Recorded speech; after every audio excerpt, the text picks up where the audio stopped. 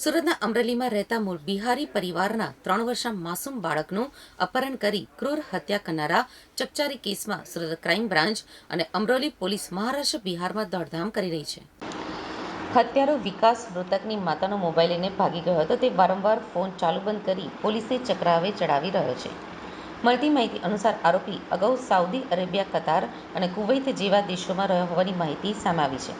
બિહારના સિવાન જિલ્લાના બરહન ગામના વતની રાજેન્દ્ર જીયુત શાહ હાલ દુબઈમાં ખાનગી કંપનીમાં નોકરી કરે છે. પત્ની દુર્ગાદેવી તેના સંતાનો પૈકી ખુશી, અંકુશ અને 3 વર્ષીય પુત્ર આકાશ ઉર્ફે આરવ સાથે કૃષ્ણાનગર, ગણેશપુરા, અમરોલી ખાતે બાળકોને અભ્યાસ કરવા અર્થે રહે છે. ગત સપ્તાહે બિહાર રહેતી દુર્ગાદેવીની મોટી બહેન રબડી દેવી બિનશુલ દયાળ તેના પુત્ર વિકાસ સાથે રહેવા આવી હતી. 21મી ઓગસ્ટે આરોપી વિકાસ તેના માસિયાઈ ભાઈ આકાશને રમાડવા બહાર લઈ ગયો હતો અને બાદમાં બંને ગાયબ થઈ ગયા હતા.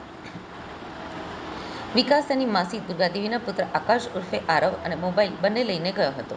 એ દરમિયાન મુંબઈ નજીકના થાણેના લોકમાન્ય તિલક રેલવે સ્ટેશને કૃષિનગર ટ્રેનમાં એસી કોચના શૌચાલયના ડસ્ટબિનમાંથી આકાશનો મૃતદેહ મળી આવ્યો હતો. બાળકે ગળામાં જે દોરો પહેર્યો હતો તેના વડે જ ટૂંપો આપી હત્યા કરી હતી. માસૂમની હત્યા કરી વિકાસ બિનશુલ દયાલ શાહ ભાગી છૂટ્યો હતો. ગંભીર આ ઘટનાની જાણ થતાં જ અમરોલી અને ક્રાઇમ બ્રાન્ચની ટીમે મહારાષ્ટ્ર અને આરોપીના વતન બિહારમાં ધામા નાખ્યા હતા. એ દરમિયાન વિકાસ મૃતક આકાશની માતા દુર્ગાદેવીનો મોબાઈલ લઈને ભાગ્યો હોવાથી તેને કેન્દ્રમાં રાખી પોલીસે તપાસ હાથ ધરી હતી. જોકે વિકાસ વારંવાર થોડાક સમય માટે ફોન ચાલુ બંધ કરી દેતો હોવાથી પોલીસ ચક્રાવે ચડી છે. કુશીનગર ટ્રેન જ્યાંથી પસાર થઈ તે railway સ્ટેશનોના CCTV footage, Lokmanya Tilak સ્ટેશનના સીસીટીવી ફૂટેજ ફરતે તપાસ કેન્દ્રિત કરાઈ છે. હાલ મૃતક આકાશનો પરિવાર આઘાતમાં હોવાથી પોલીસ સંપૂર્ણ રીતે પૂછપરછ કરી શકી નથી. રબડી દેવી અને વિકાસ દુર્ગાદેવીના ઘરે રહેતા હતા અને સુરતમાં રહેવા ઈચ્છતા હતા. અહીંયા રહેવું હોય તો અલગ રૂમ રાખીને લો અને કામ ધંધો પણ શોધી લો એવી ટકોર કરતા તેઓ વચ્ચે ઝઘડો પણ થયો હતો. જે સામાન્ય તકરારમાં વિકાસે માસૂમને મોતને ઘાટ ઉતાર્યો હતો. પોલીસ સૂત્રો પાસેથી મળતી માહિતી પ્રમાણે આરોપી શાતિર છે. એકલો જ રહેતો હતો, ભટકતો રહેતો, કોઈ મિત્ર પણ તેનો નથી. આરોપી પાસે પોતાનો મોબાઈલ ફોન પણ નથી. હાલ તેની પાસે જે ફોન છે તે તેની માસીનો છે. અમરોલી ક્રાઇમ બ્રાન્ચ અને લોકલ ક્રાઇમ બ્રાન્ચ સહિત કુલ 5 જેટલી ટીમ આરોપીની શોધખોળ કરી રહી છે. મુંબઈ, થાણે અને વતન બિહારમાં તપાસ કરવામાં આવી રહી છે. આરોપી સામે હજુ પણ કોઈ અગાઉના ગુના હોય તેવું સામે આવ્યું નથી. અમરોલી પોલીસ સ્ટેશનમાં 22 તારીખે એક અપહરણના ગુનાની ફરિયાદ આપવામાં આવેલી, જેમાં 3 વર્ષના બાળકનું અપહરણ થયા અંગેની એની માતાએ ફરિયાદ આપેલી. તે બાબતે ગુનો દાખલ કરવામાં આવેલો હતો. એ બાબતે લોકલ પોલીસ સ્ટેશન દ્વારા સીસીટીવી ફૂટેજને ચેક કરતા એમના જે ફરિયાદી છે એની બહેનનો દીકરો છે, વિકાસ નામ છે, એની સાથે આ બાળક લઈ જતો હોવાનું દેખાયેલું હતું.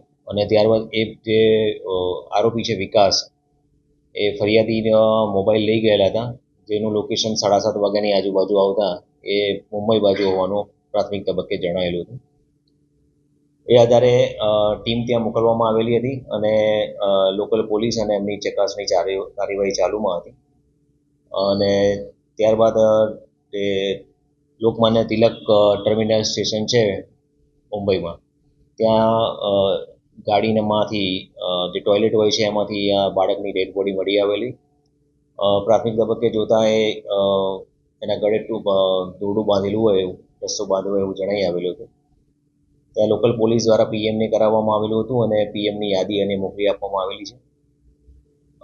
હાલમાં અત્યારે પીએમમાં જે કોઝ ઓફ ડેથ દર્શાવેલું છે એ આધારે બીએનએસની કલમ 103(1) નો ઉમેરો કરવાની કાર્યવાહી ચાલુમાં છે.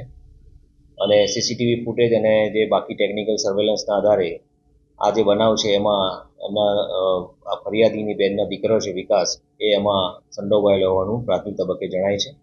એ બાબતે તપાસની કામગીરી ચાલુમાં છે.